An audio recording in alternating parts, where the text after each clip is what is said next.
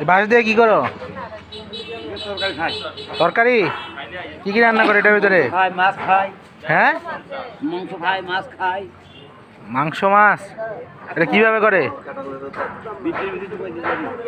আস্তে করে আগুন দিতে তরকারি ভাগ করে দিয়ে তরকারির ভিতরে মাংস মাছ এবার সুমো দিয়ে খাইলে মজা।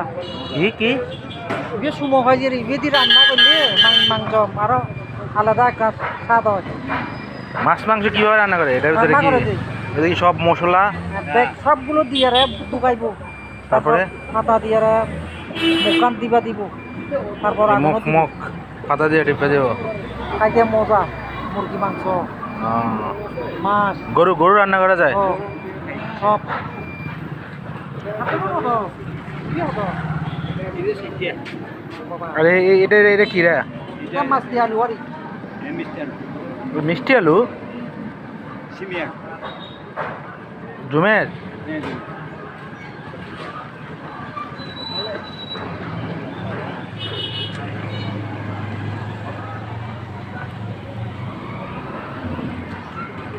রবিদা মাছ মাছও কি সেম?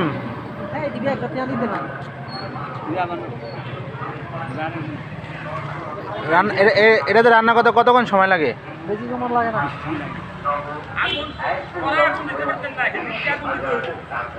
সত্তর ভিতর মাঝামাঝি আচরণ একটি